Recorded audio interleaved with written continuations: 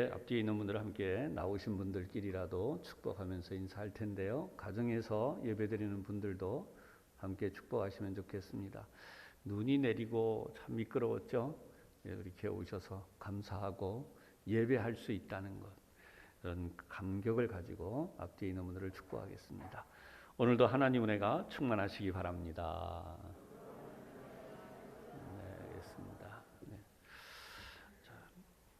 오늘 우리가 함께 나눌 말씀의 제목이 은혜가 온전한 은혜가 되어지도록이라는 그런 제목이죠. 오늘 성경의 본문 내용을 자세히 읽어보면 굉장히 감격스러운데요. 정말 평화롭고 그리고 이 한 절 한 절을 읽어 내려가는 가운데 참으로 깊은 감격이 있습니다. 목가적이다라고 말하는 그런 이야기가 있잖아요. 전원의 이야기처럼 또는 아름다운 가정의 이야기 또는 우물가에서 물을 깃는 아낙네들의 이야기가 들려오는 듯한 그런 시의 말씀들이죠. 사실 엄밀히 말하면 예언서에 이런 내용이 있다라고 하는 게 감격적이에요. 이 예언의 내용들이 들어있는 말씀이었지만 그럼에도 불구하고 여기에 마치 시편의 내용이 그대로 들어간 것처럼 되어져 있어요. 그런데 우리가 이 내용을 보면 이렇게 감격적인 내용으로 평화로운 내용으로 되어 있지만 사실상 이사야 선지자가 이 이사야서를 기록해 나가는 과정에는 결코 그 마음이 평안하거나 또는 이 기쁨의 노래를 부르는 이런 모습으로 글을 기록할 수 있는 상황이 아니었었다는 것입니다. 이유가 뭐냐? 하나님의 심판이 선언됐어요. 여러분, 우리가 살아가는 동안에도 그렇잖아요. 가정 아주 쉬운 예를 하나 들어보면 우리가 병원을 갈 일이 생깁니다. 병원에 갔을 때 의사가 이거는 고칠 수 있습니다. 이렇게 저렇게 그런 이야기가 있지만 여러분, 의사가 하는 말이 이제는 의사도 어떻게 할 수 없습니다. 성경을 보면 하나님께서 뭐라고 선언하셨냐 하면 이스라엘 민족을 더 이상 하나님이 용납하실 수가 없기 때문에 너희는 이제 멸망하게 될 것이다. 여호와가 너희를 심판하실 것이다.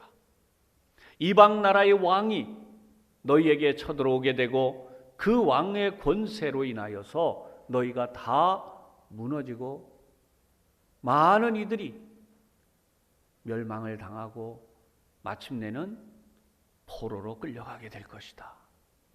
여러분, 이게 하나님이 심판하시는 말씀이었습니다. 이 하나님의 심판의 선언 앞에서 이사야 선지자는 어찌할 줄을 모르게 됐어요. 이제야말로 끝났구나. 상상만 해도 무서운 일이 현실이 됐습니다. 시간이 남아있을 뿐이에요. 그럼에도 불구하고 여전히 왕은 깨닫지를 못하고 하나님께로 돌아오지 아니하고 뿐만 아니라 지도자들도 여전히 요즘으로 말하면 당리당략에 젖어 있는 거예요. 자신들이 무엇을 해야 되는지를 알지 못한 채로 사리사욕에 눈이 멀어 있고 제사장을 비롯한 하나님을 참으로 섬긴다고 하는 지도자들조차도 부패하고 타락해서 하나님의 거룩한 말씀을 잃어버린 채로 자신의 유익을 구하는 자들이 되고 말았어요. 그런데 더 안타까운 일은 이런 사실에 대하여서 하나님의 심판을 선언해야 되는, 그 심판의 메시지를 전해야 되는 이사야 선지자의 마음, 불붙는 것 같았습니다. 그러니 그의 입장에서 어떻게 마음 편하게 즐겁게 그리고 기쁘게 이 심판의 메시지를 전할 수 있었겠어요? 그 고통과 아픔을 안고 하나님 앞에 나아가는 중에 하나님은 놀라운 사실을 알게 하셨습니다. 그것이 첫 번째 은혜입니다. 은혜는 무엇일까요? 바로 하나님의 사랑이 있다는 거예요. 거기에서 그 하나님의 사랑이 바로 심판으로 나타났다는 것입니다. 하나님의 심판이 있지 않았다면 그렇다면 하나님의 사랑은 나타날 수 없었다는 것입니다. 하나님의 완전하신 공의, 하나님의 완전하신 정의, 하나님의 그 창조하신 세상에 하나님의 뜻이 이루어지는 모든 귀한 일들이 알고 보면 이사야 선지자가 그토록 그리워했던, 그렇게 사모했던 바로 그런 세상이었는데, 그러한 세상은 인간의 힘으로 되는 것이 아니라 하나님 그분의 손으로 만들어진다는 것입니다. 지금도 마찬가지입니다. 세상의 수많은 사람들이 진정한 정의, 진정한 공의를 말하잖아요. 윤리의 진정한 회복을 말하고 있잖아요. 그러나 이것은 인간의 힘으로 되는 것이 아니에요. 하나님의 심판이 임할 때에 그 하나님의 심판의 뒤에 있는 하나님의 사랑이 나타난, 이것이 하나님의 사랑이다라고 하는 것을 보여주실 때에 우리의 견딜 수 없었던, 우리 현실 앞에서 견딜 수 없었던 우리의 모든 아픔과 어려운 문제들이 해결된다는 것입니다.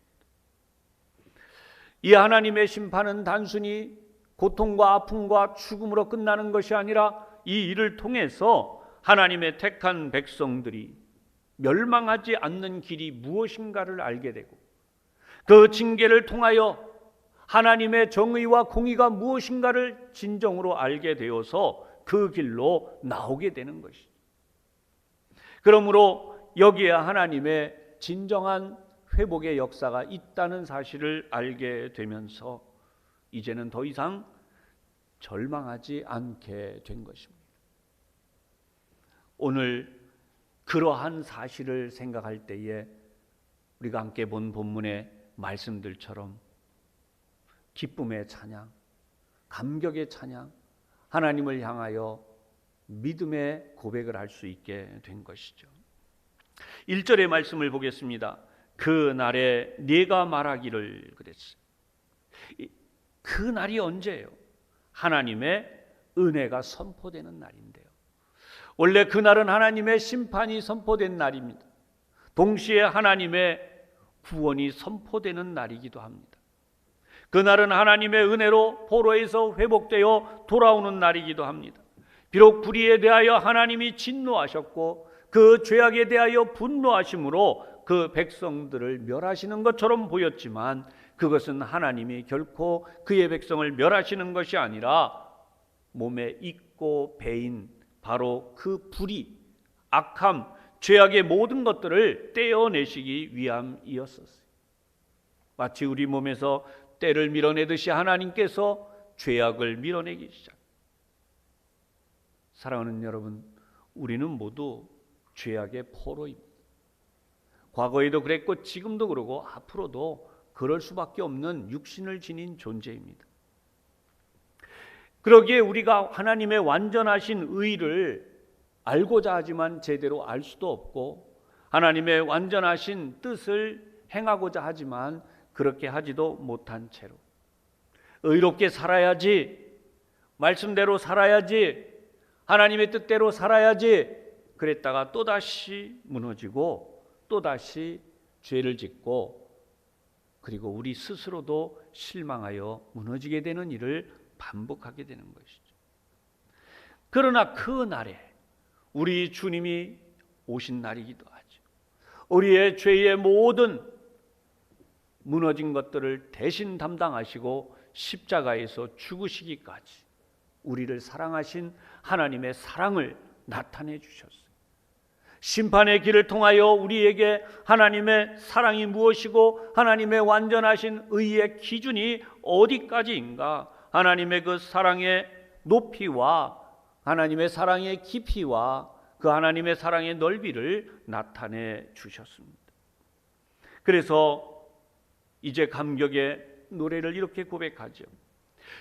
여호와여, 주께서 전에는 내게 노하셨사오나, 이전에는 하나님의 그 공의 앞에서 하나님의 노하심을 당할 수밖에 없었지만 이제는 주의 진노가 돌아섰고, 하나님의 진노하심이 돌아서서 우리에게 은혜가 임하는 거죠.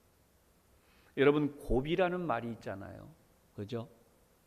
아까 병원에 치료를 말씀 잠깐 했는데, 병원에 입원해서 치료하는데 의사 선생님이 이렇게 말하는 겁니다. 고비가 지났습니다. 정말 어렵고 힘든, 지금 열이 오르고 또는 몸이 어디가 몹시 아프고 이런 어려운 고비가 있는데 그 고비를 넘어섰다는 거예요. 이제부터는 아파도 치료되기 시작할 겁니다.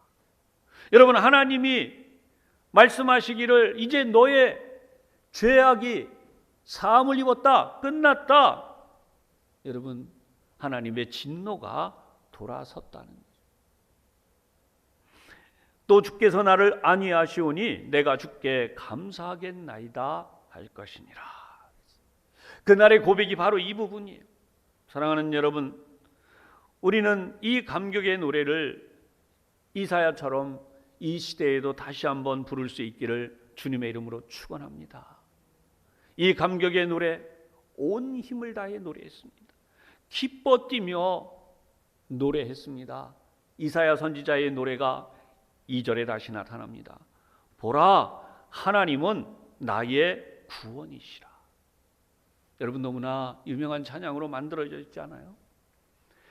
보라, 하나님은 나의 구원이시라. 내가 신뢰하고 두려움 없으리니.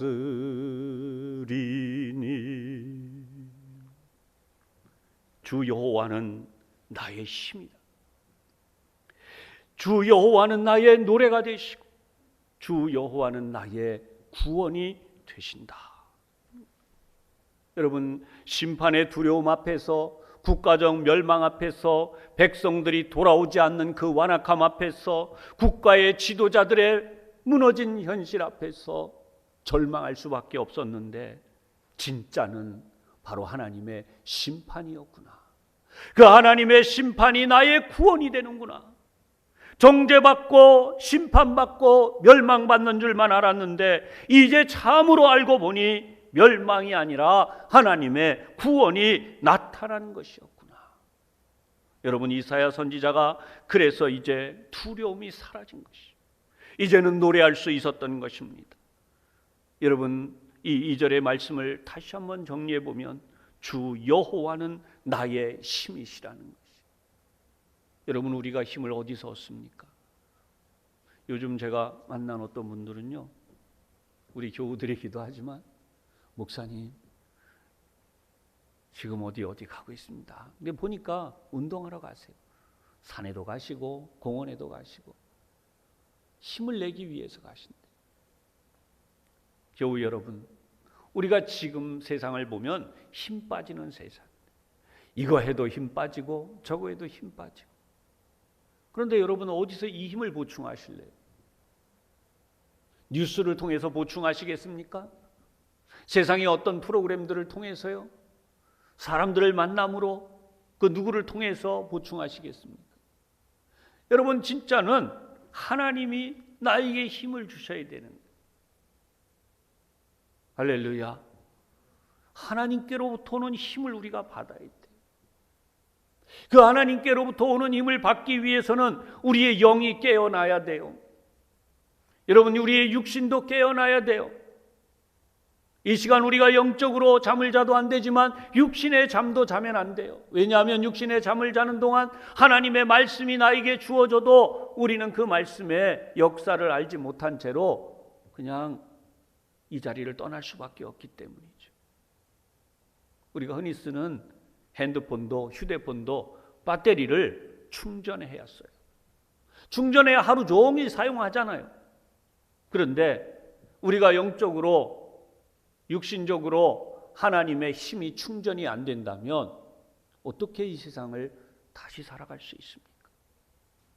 그래서 오늘 우리는 하나님이 나의 힘이 되시는 것을 알고 이 길로 나가야 돼요. 여호와는 나의 노래시며 그랬어요. 우리에게는 기쁨이 있어요. 행복하고 기쁠 때 노래하죠. 하나님이 우리에게 주신 기쁨의 노래를 부를 수 있어야 됩니다. 언제 그렇게 부를 수 있습니까? 여호와를 알 때, 주 여호와의 사랑을 알 때, 하나님이 나에게 어떤 역사를 이루시는 분임을 알 때 우리는 이 일을 할 수 있는 것이죠. 여호와는 나의 구원이 되신다 그랬습니다. 여러분, 하나님만이 우리를 구원하실 수 있으십니다. 기도하신 장로님도 그렇게 기도했고 찬양하신 우리 집사님도 그렇게 찬양했지만 이 세상이 우리를 구원할 수 없어요. 그것은 우리가 이런 사실을 무엇보다 잘 알기에 이 자리에 나와서 예배하기까지 결단을 하고 우리 가정에서도 믿음의 결단을 하고 우리가 이 코로나 때에 알아야 되는 게 있어요. 어떻게 하면 우리가 하나님을 예배할 것인가? 이렇게 생각해야 돼요.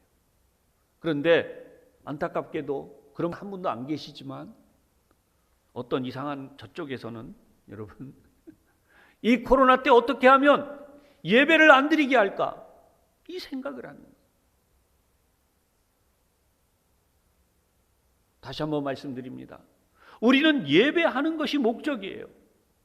그런데 이 코로나를 빌미로 예배를 안 하는 게 목적이 된다면 여러분은 어떻게 되겠습니까? 무엇이 중요하고 무엇이 꼭 우리에게 있어야 하는 것입니까? 바로 여호와는 나의 힘이, 여호와는 나의 노래가 되시고 여호와는 나의 구원이 되심을 분명히 알게 하는 이 예배가 가장 중요한 것이에요. 다윗도 이러한 하나님의 은혜를 알았습니다. 그래서 노래합니다. 시편 18편 1절이죠. 나의 힘이 되신 여호와여, 내가 주를 사랑하나이다. 우리 교우들이 한 소절만 같이 해봅시다. 나의 힘이 되신 여호와여, 내가 주님을 사랑합니다. 할렐루야. 우리가 주님을 사랑하는 거죠. 어느 무엇을 사랑하겠습니까? 무엇을 하겠습니까?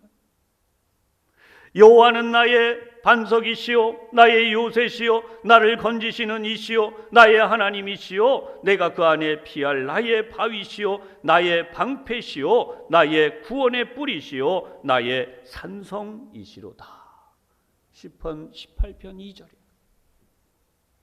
사랑하는 여러분, 제가 이제 우리 산성교회 부임하고 얼마 안 됐는데 이 어떤 분을 만났어요. 근데 그분이 뭐라고 이야기를 하냐면 우리 교우가 아닙니다. 그분이 저한테 목사님 산에 있는 산성교회에 오신 걸 축하합니다. 산성교회가 산에 있기 때문에 언덕에 높이 산에 있기 때문에 산성교회라고 해요. 아유, 너무 안타까운 것은 여러분 산성교회가 산에 있기 때문에 산성교회입니까? 아니죠. 바로 이 시편의 내용이잖아요. 여호와는 나의 산성이시로다. 시편 91편 2절에 또다시 이 말씀이 있어요. 나는 여호와를 향하여 말하기를 그는 나의 피난처요 나의 요새요 내가 의뢰하는 하나님이다. 세상은 무엇인가 문제가 생기고 어려움이 있을 때는 의뢰인을 찾아갑니다. 세무사를 찾아갈 때도 있고 법무사를 찾아갈 때도 있고 변호사를 찾아갈 때도 있고 여러분 세상에 의지할 곳들을 찾아가서 의논하게 되죠. 우리는 하나님을 의뢰하는 줄로 믿습니다. 여러분 시편 100편 3절에 나오는 시편 100편 3절 여호와가 우리 하나님이신 줄 너희는 알지어다.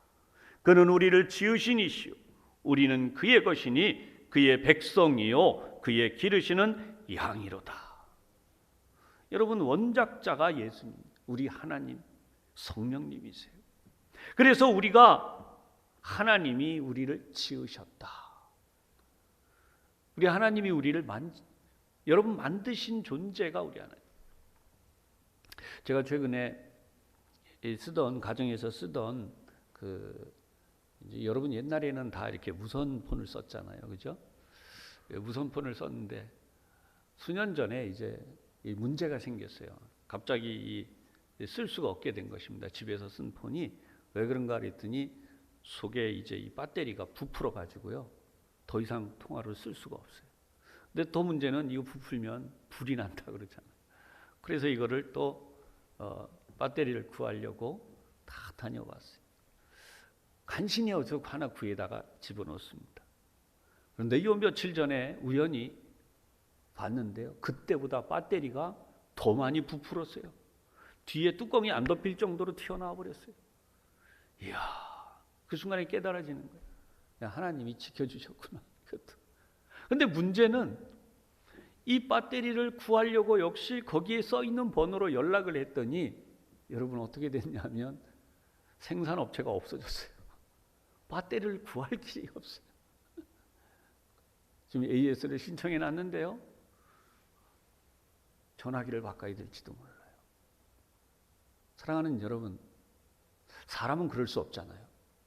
저와 여러분은 그럴 수 없잖아요. 하나님이 우리의 원작자가 되시. 하나님 우리를 지으셨어요. 언제든지 하나님 우리에게 AS를 해주시는 분이에요. 하나님 언제든지 우리를 새롭게, 영어로 표현하면 리프레시라고 하죠. 하나님 우리를 완전히 또다시 새롭게 만들어주시는 분이에요. 오늘 이 시간이 그러한 은혜의 시간인 줄로 믿습니다. 성경은 이 하나님이 어떤 분이냐면 우리가 그의 것이라는 거예요. 우리가 그의 백성이 되어 있다는 것이에요. 그리고 우리가 그분의 양이라고 말씀하고 있어요. 그래서 우리는 하나님의 은혜로 이 어려운 중에 어렵다 하는 것이 아니라 이 어려울 때에 더욱 하나님이 어떻게 하세요? 돌보아 주시고 우리를 지켜주시고 우리를 더 좋은 것으로 인도의 역사에 가시는, 우리를 기르시는 그분의 손길이 나타나고 있어요. 그래서 이 다윗의 고백을 그대로 반영하듯이 이사야 선지자는 오늘 본문 3절을 노래합니다. 그러므로 너희가 기쁨으로 구원의 우물들에서 물을 기르리로다. 기쁨으로 어디서요? 구원의 우물들에서. 사실 이 우물은 이스라엘 땅에 있는 우물이기도 하지만 대부분의 이스라엘 사람들이요, 물의 혜택을 제대로 받지 못해요. 우리는 수도꼭지만 틀면 물이 나오니까 이 놀라운 성경의 본문을 이해할 수 없는데, 정확히 말씀드리면 이렇게 표현할 수 있어요. 1년 내내 물이 없어요. 이스라엘 땅에는 우기 때에 비가 내리면 그때 흐르는 물로 살았고, 그 물의 대부분이 흘러가 버리기 때문에 빗물을 받아서 1년 내내 저장해 놓고 살았어요. 그런데 그 중에 물이 솟아나는 곳이 있어요. 저 헐몬산 꼭대기로부터 흘러내린 물이 지하로 내려오면서 깊은 곳에서 물이 나오는 것이 생겨요. 여러분, 그러니까 이 우물을 만나면 얼마나 행복하겠습니까? 이 물을 만난다는 기쁨이 어떤 것이겠습니까? 그런데 성경을 보면 이 구원의 우물들이라는 표현은 이 세상이 무너지고 망하게 된 곳에서 예수 그리스도께서 이 땅에 오셔서 수많은 교회들을 세우시고 이 교회들에서 하나님의 거룩한 구원의 생명의 물을 얻게 되는 바로 그 기쁨. 그래서 구원의 우물들에서 물을 기르리로다, 이 고백을 하는 것입니다. 주님은 이 부분에 대하여 요한복음 4장 14절에서 말씀해 주셨어요.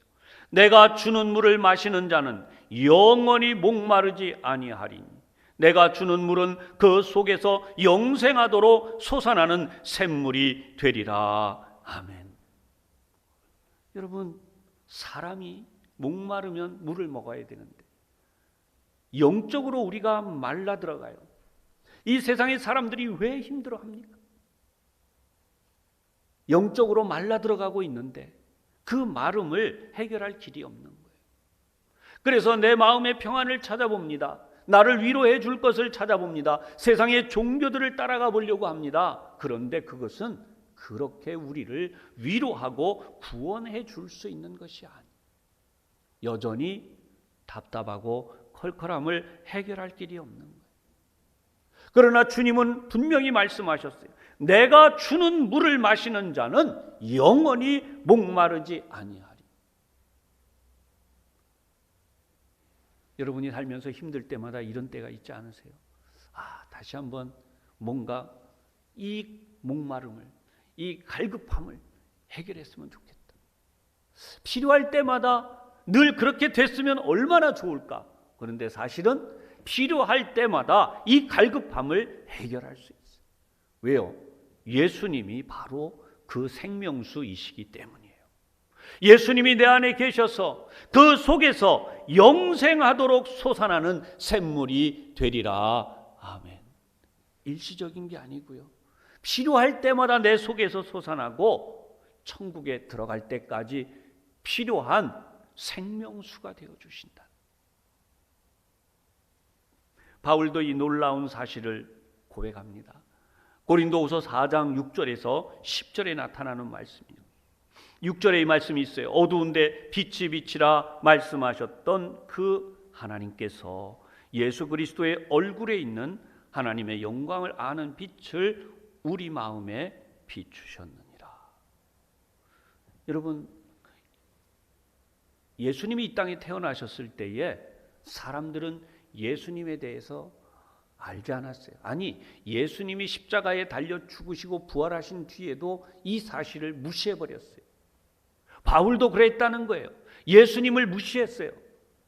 오히려 예수 믿는 자들을 없애야 된다고 생각했어요. 왜 그랬나요? 어두운 데서 빛을 받지 못한 거예요. 인간의 심령들이 어두워져서 하나님이 오셨다는데 그 어두운 심령은 하나님을 알아보지 못한 거예요. 하나님의 뜻을 모른 채로 살았어요. 그 어두운 데에 빛이 빛이라, 하나님의 빛이 빛이라 그랬더니 그 빛을 통하여 무엇을 알게 되는가? 이름 없이 태어난 아기, 보잘것없는 예수, 십자가에 달려 죽었고 부활했다고 하는데 알 수 없는 바로 그 예수가 하나님의 보내신 하나님의 아들이요, 하나님의 보내신 구원자 메시아요, 온 세상이 바라고 소망하는 바로 그분이었다는 것이죠. 할렐루야. 이 사실을 아는 게 빛이 비춰져야 됩니다.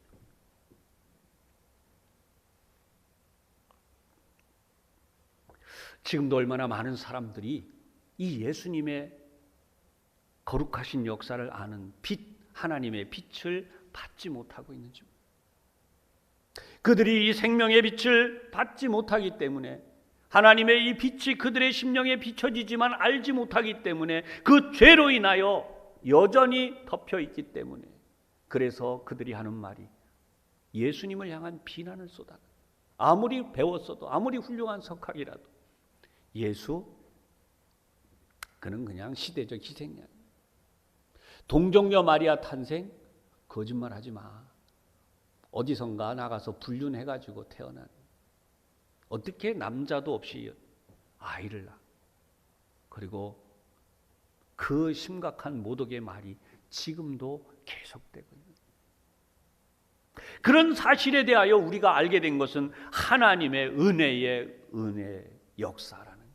하나님의 은혜의 빛이 우리에게 비춰졌기 때문에 예수 그리스도를 나의 구원자 메시아로 고백할 수 있게 돼요.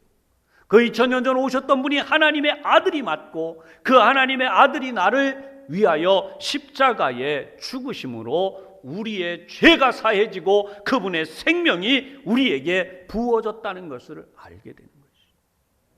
이것을 7절에 이렇게 고백하죠. 우리가 이 보배를 질그릇에 가졌으니. 아멘. 우리는 깨어질 수밖에 없는 존재요, 더럽고 추한 존재. 그런데 우리에게 있는 것은 아무것도 없지만 심히 큰 능력이 하나님께 있다는 것이. 지금도 인간의 힘으로 이 세상의 유토피아를 건설하겠다고 하는 사람들이, 정치가, 경제가, 문화, 사업가, 세상의 모든 얼마나 많은 사람들이 이 꿈을 꾸고 있는지 몰라요. 그런데 분명히 말씀합니다. 이 큰 능력이 우리에게는 있지 않다. 오직 하나님께만 있다는 것입니다. 그런 의미에서 오늘 저와 여러분은 분명히 알아야 되는 사실이, 코로나19뿐만 아니라 지금 현실의 삶이 이거예요. 우리가 사방으로 우겨쌈을 당하여도 쌓이지 아니하며, 답답한 일을 당하여도 낙심하지 아니하며, 아멘. 겨우 이 정도가 아니라 앞으로 박해를 받게, 박해를 받아도 하나님께는 버림받지 않는, 세상 사람들이 짓밟고 무너뜨리고 거꾸러뜨린다고 할지라도 망하지 않는다는 것입니다. 이때 우리가 해야 되는 가장 중요한 것이 뭐냐? 예수님이 나 때문에 죽으셨습니다. 예수님이 나를 위해 죽으셨습니다. 바로 이 10절에 이렇게 고백합니다. 바울은 우리가 항상 예수의 죽음을 몸에 짊어짐은 예수의 생명이 또한 우리 몸에 나타나게 하려 함이라. 아멘. 여러분, 예수님이 나를 위해 죽으셨습니다. 이 말을 받아들이고 내가 고백하며 살 뿐만 아니라 다른 사람을 향해 예수님이 당신을 위해 죽으셨습니다. 우리를 향해 비방하고 손가락질하고 조롱하는 사람을 향해 예수님이 당신을 위해 죽으셨습니다 라고 할 때에 예수님의 생명이 나를 통하여, 여러분을 통하여 나타나게 된다는 거예요. 사랑하는 여러분, 이사야 선지자는 다시 기쁘게 외치기 시작합니다. 4절 이하의 그 날에, 앞에 있는 그 날에는 은혜가 됩니다. 오늘 말씀의 제목이죠. 그런데 오늘 말씀의 제목이 뭐예요? 은혜가 은혜되는. 4절에 그 날에라는 거예요. 은혜가 더 은혜되게 살아가는 비결이 뭐냐? 너희가 또 말하기를 여호와께 감사하라. 그의 이름을 부르며 그의 행하심을 만국 중에 선포하며 그의 이름이 높다 하라. 앞에서 내가 개인적으로 고백한 것이 은혜가 되었다면 이제는 공동체의 고백으로 나가는 것입니다. 교회가 공동체인 동시에 교회 모임들이 공동체가 되고 그것이 세계적인 공동체로 발전해서 민족의 고백이 되는 것입니다. 4절에 다시 한번 보면 여호와께 감사하라. 첫 번째 나오는 은혜가 은혜되게 하는 비결은 여호와께 감사하는 것입니다. 두 번째, 그의 이름을 다시 부르는 것입니다. 하나님의 이름을 부르지 않는 사람들 앞에서 하나님의 이름을 부르는 것입니다. 그리고 그 행하심을 만국 중에 선포하며 하나님의 그 놀라운 구원의 역사를 무시하는 사람들 앞에서 예수 그리스도는 이 땅에 아기로 오셨는데 그 아기는 바로 우리와 같은 육신을 입고 십자가에 달려 죽으시기 위하여 오셨으며 그분이 이 땅에 나셔서 하신 귀한 일은 우리의 죄를 사하고 우리를 하나님의 백성으로 만드시기 위한 것입니다. 이것을 만국 중에 선포하라는 거예요. 그리고 여러분, 끝으로 그의 이름이 높다 하라. 세상에 우리가 사모할 것은 예수님밖에 없으며 예수 그리스도를 아는 일이 최고의 지식이며 우리가 배워대 끝없이 배워야 하는 것이 하나님의 그 사랑이라는 것이. 할렐루야. 여러분, 이 일을 기쁘게 외칠 때 은혜 위에 은혜가 되는 그 내용을 5절에 한 번 더 이야기합니다. 극히 아름다운 일을 하셨다. 여러분, 지극히 아름다운 일이 무엇일까요? 하나님의 하나밖에 없으신 독생자를 세상에 보내신 거예요. 내 아들, 외아들, 나의 이 외아들 또는 외딸, 외동딸, 여러분, 이보다 내 인생에 더 귀한 게 있어요? 여러분 인생에서 여러분의 하나밖에 없는 아들, 여러분의 하나밖에 없는 딸, 여러분의 인생에 이보다 더 귀한 게 있습니까? 없잖아요. 그런데 하나님은 그 하나밖에 없는 아들을 우리를 위해 죽음의 자리에 내어주셨어요. 쉽게 생각하기를 다시 살리면 되지. 여러분, 그렇지 않아요.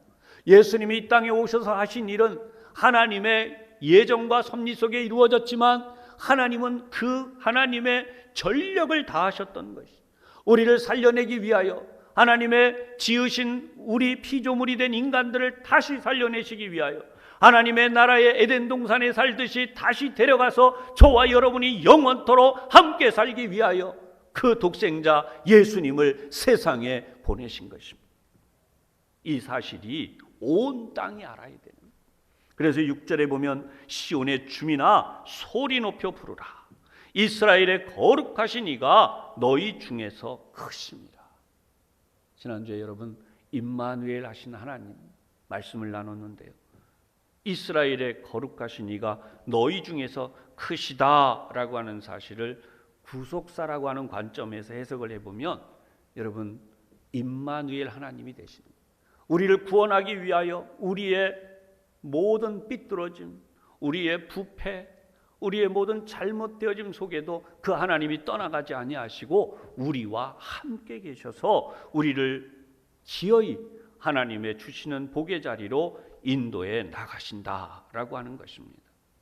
사랑하는 여러분, 오늘 말씀을 드릴 때 1절에 나온 그 날에 라는 말씀을 드렸고 4절에 다시 그날에 라는 말씀을 드렸었습니다. 여러분, 이 두 차례의 그날은 은혜를 받는 날이었어요. 그러나 4절에 다시 나타나는 그날은 은혜가 더 은혜가 되게 하는 비결이 나타나는 말씀이었습니다. 은혜가 더 은혜가 되는 일은 어떻게 해야 될까요? 세 가지로 정리를 해드립니다. 첫 번째, 하나님을 진실로 아는 일. 하나님은 심판하시는 하나님이, 그런데 우리는 심판의 하나님만 알고 있습니다. 그러나 그게 아니라 그것이 바로 하나님의 공의의 실현이며, 그것은 우리를 사랑하시기에 버려두지 아니하시고 하나님의 기준까지 우리를 끌어올려 하나님의 완성을 이루시는, 무엇이 관대 우리를 이렇게까지 사랑하시는. 두 번째, 온 세상에 이 사실을 알리는 데 있어요. 하나님의 은혜는 나에게만 임하는 것이 아니라 하나님을 알지 못하는 많은 사람들에게도 임하셔서 온 세상의 인류를 구원하려 하신다라고 하는 사실. 이 사실을 우리가 알고 행할 때 은혜가 되는 것이죠. 세 번째로, 하나님은 여전히 우리 가운데서 역사하신다는 것. 이 어렵고 힘든 시기에 하나님은 여전히 우리를 버려두지 않으시고 오히려 더 크게 인도해 가시고 역사에 가신다는, 코로나를 두려워하지 마시고 코로나 속에서 하나님의 역사를 어떻게 이루어 가시는지 바로 그 하나님이 우리 가운데 여전히 계심으로 역사에 가심을 항상 믿고 찬양하는 우리 온 교우들이 되시기를 주님의 이름으로 축복합니다. 기도하겠습니다. 하나님 아버지, 우리가 어떻게 이 세상을 살고 있습니까? 세상이 흘러가는 것, 세상이 말하는 것, 세상이 우리에게 주는 것, 그것을 바라보며 살고 있지 않습니까?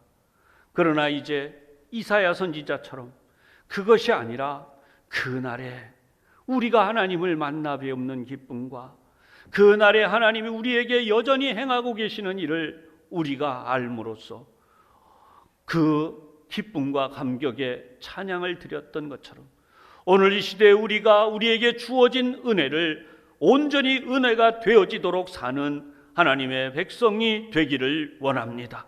말씀을 들은 대로 하나님을 깨닫고 알고 믿게 하여 주시옵소서. 하나님을 진실로 알게 하시고, 하나님은 나에게만 은혜를 베푸신 것이 아니라 온 세상에 구원의 은혜를 베푸셨다는 것과, 지금도 여전히 세상은 썩고 무너지고 있지만 하나님은 이 세상을 떠나지 아니하시고 여전히 우리 가운데 계시며 우리들을 구원해 가신다는 사실을 믿는, 은혜가 온전히 은혜가 되어지도록 살아가는 한 주간이 되도록 우리 하나님 인도해 주시옵소서. 예수님 이름으로 기도하옵나이다. 아멘.